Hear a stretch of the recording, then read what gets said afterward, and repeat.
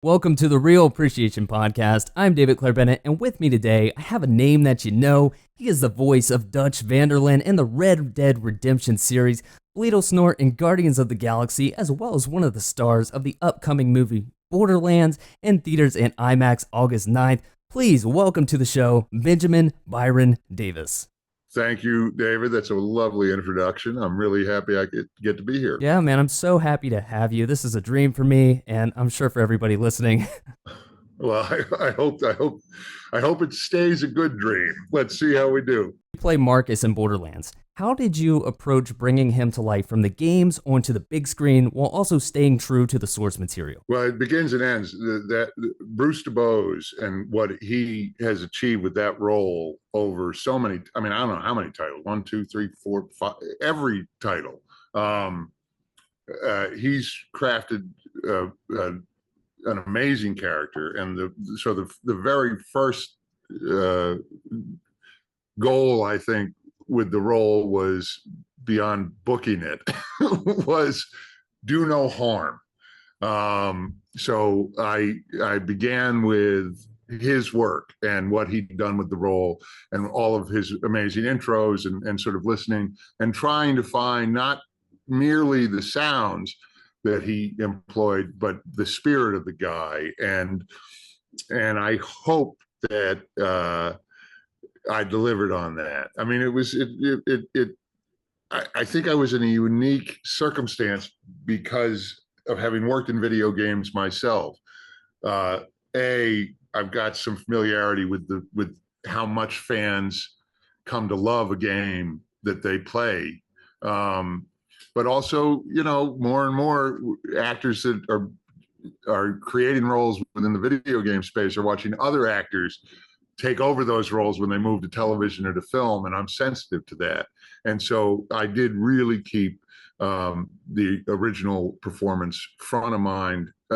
Pretty much every day before I'd go to set, I would at least listen to one of Marcus's monologues from one of the games. You have a pretty good track record of video games and staying true to the character. Well, thanks, man. But it was a joy. And then, above and beyond anything that I get to do, I don't know if anybody's given Daniel Orlandi his due yet, but he's the costume designer on Borderlands. And when I showed up in Budapest and got fitted, I came out of lockdown. So I got there and I looked like a biblical character. My hair was all gray. My beard was out to here. And I had known for about 2 months that I had booked. So the instructions were just don't shave anything. So I got there and I looked like a deranged Santa Claus of some sort or another. And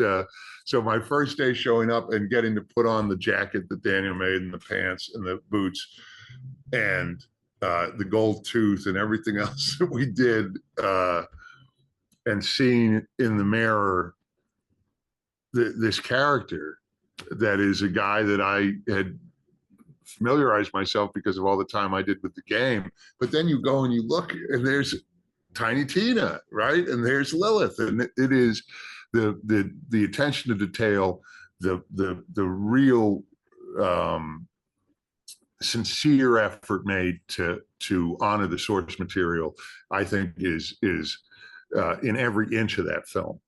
And it was part of our it was front of mind for every actor and every technician, every craftsperson, everybody. Front of mind on the days working on that was serving Borderlands and its gigantic fandom. On a personal note, I was telling you this off camera, I'm a huge horror movie lover, Belko Experiment included. Let's show that movie some love that it deserves, man. And you worked with one of the best minds in horror, the actual inspiration behind me becoming a screenwriter, that being Eli Roth, Hostel, Cabin Fever. Please share with me how working with Eli was for you. Eli and I go back a very, very long way. So working with Eli is a bit like falling off a log. But beyond that, Eli is a writer. It's kind of Eli as as a person. I mean, there's this chaotic poetry to that man that has been true of him for a very long time. And this was the first time I'd worked with him, actor and director. I think maybe even before Cabin Fever, he was doing these interstitial cartoons called Chowderheads, and I played a character in Chowderheads, and that has to be 1999. I think we did that, and but so this was the first time I think where we hadn't worked together in a very, very long time, and I had grown, I hope, very much as an artist. He had grown absolutely very much as an artist, and I have to say, working with him on Borderlands, he is so alert, so attentive, and you talk to the ensemble members after a hard day or a great day or whatever kind of day. Eli went out of his way to connect with everybody every day and really check in on where they were and how the work was going for them. And I've been really fortunate in my career to work with a lot of great people. Working with Eli on Borderlands is among the greatest experiences I think I've had. And I think I think I can safely speak for the entire ensemble and just say that if you need a leader into mad chaos, I don't think you could do any better than Eli. Eli's a dream guest of mine on this show. I even made like a piece of paper like 5 weeks ago when I started this. He's number one at the top of that. So if I can ever get him on here, I will kindly remind him of your very nice and kind words. Oh, I should hope so. I'll mention. I should be seeing him sooner than later. I'll mention it. Who knows? Nothing till it's something. Never say never. It never hurts to ask, man. You've been in such legendary cinematic franchises such as Guardians of the Galaxy, Marvel's Ant-Man, and more, which makes me want to ask you, how does a film like Borderlands compare to these other projects you've been fortunate enough to work on? I don't think that there's any comparison, but I think, we shot Borderlands at the height of lockdown in Budapest, and so I appreciate the question. It's a pretty loaded question. I feel very fortunate for the work that I've gotten to do and the people I've gotten to do it with. But I will say, going from lockdown in Los Angeles to lockdown in Budapest and traveling through Germany to get there, nothing drives home the fact that it's a global pandemic, like traveling the globe. And you see, they're dealing with all the same stuff we're dealing with there. But it also sort of changed things in terms of the set because of all the protocols. So we had masks, everybody you were around had masks. It was a different kind of an experience, but I think that kind of the foreignness of so many elements of production that we were making it up as we went along. I think that chaos kind of in a way that, if you know Borderlands, I think complemented the work. So how does it compare to every other project? You can't compare them. Borderlands was a singular experience, and I hope that what we have made is a singular experience for the fans. I want to switch gears here, and people are going to slaughter me online if I do not talk about it. Red Dead Redemption, Dutch Van Der Linde. Oh yeah, I've heard of that. You hear about that? Yeah, I heard about that. Apparently you played a small part in it or something as Dutch. Yeah. How did you find out you would be voicing Dutch Van Der Linde in Red Dead Redemption? Well, I'm glad you categorized it as voicing, because it gives me an opportunity to make something really clear, which is I didn't voice Dutch. The Red Dead games are not voice acting, not at all. Not at all. So if you've ever seen if you go and watch the behind the scenes of Avatar, that's the same in some ways. It's exactly the same, because I think Weta had something to do with the early days of the facial capture, but That's the tech that Red Dead was achieved, both Red Dead 1 and Red Dead 2. So that's what's called performance capture. So we do often get called the voices of, but when you see Micah Bell walking across camp, that is Peter Blomquist. That's him in a suit with a helmet on his head and a camera catching everything that he did. I had, for 5 years, I had to travel back and forth to New York to get up and down on fake horses, only to be called a voice actor. But I will tell you this, it is booking Dutch the first time around was 2009, David, I think.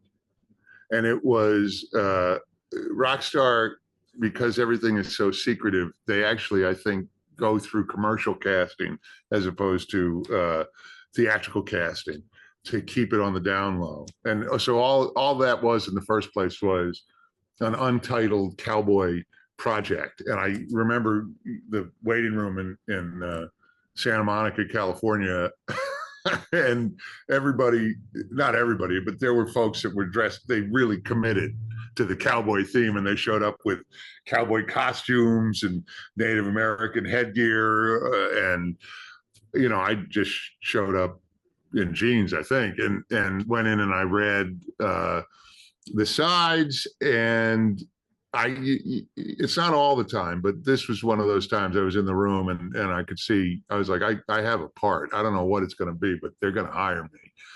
And that the producer said it about as much. She said it might be a violent role. I don't know that they even knew what they had me in mind for yet, frankly. And about 5 months later, I got called in and they gave me the first scene of Dutch that I did, which was confronting John Marston and the professor from Yale, played by Joe Achman. What's his name? The racist professor from Yale. Anyway, who's a heroin addict, but yelling up at them and getting them to come down. That was the first scene I did as Dutch a very long time ago, and it was fun. And then, you know, I'm off for a month and they call me back and there's 2 or 3 larger scenes. They had another role they wanted me to play on it. And that was kind of it. And when it came out and I played it, I mean, that first Red Dead, when it came out, not first because there's Red Dead Revolver, but when Red Dead Redemption came out, I just couldn't believe how great a thing that was. I don't think anybody'd seen anything like it. And then I just hoped, really hoped that I'd get a phone call. And about 3 years later, Rockstar checked my availability. They wouldn't say what it was, but I had a pretty good idea. And then I was back in the trenches in the second one. And that, you know, the first one was maybe the better part of 3 months of my life. The second one was nearly 5 years of my life. And to get to spend that much time with a character like Dutch Van Der Linde, I'm the luckiest son of a bitch on the planet, as far as I'm concerned. I mean, just the best. I'm all about gratitude and appreciation. And what I want to thank you for, you know, being a filmmaker myself, is showing appreciation to the mocap actors. You know, it's a thing. And I watched a dear friend of mine is an actor named Ahmed Best. And Ahmed is very well known for Jar Jar Binks. And he's in some schools of thought that makes him rather infamous. In other schools of thought that makes him rather beloved. When I met Ahmed, he was doing a show in New York called Stomp that was a huge sensation, may still be a huge sensation, I don't know. And that's when he booked that game. But I think the reason the tech is so poorly understood is because I don't think it really gets talked about. Because I think like in the case of Jar Jar, there was a real hope that they could build that work as the first computer generated character to, you know, carry a scene. And so that's kind of the thing that they're trying to communicate. What they didn't communicate is that an animator named Rob Coleman, a technical genius named John Knoll, and a performer of extraordinary caliber named Ahmed, all effectively invented modern performance capture in the creation of Jar Jar. And I think Ahmed kind of gets lost in the conversation about the real pioneers of this tech. But all the way up until Rockstar, none of these companies want to talk about how they make these games because the technology is so sensitive and it's so protected. That's why there's not a lot of behind the scenes on it. But sadly, what that ends up doing is it creates a misconception in the audience. So I meet a lot of young people who ask me how to get into voice acting.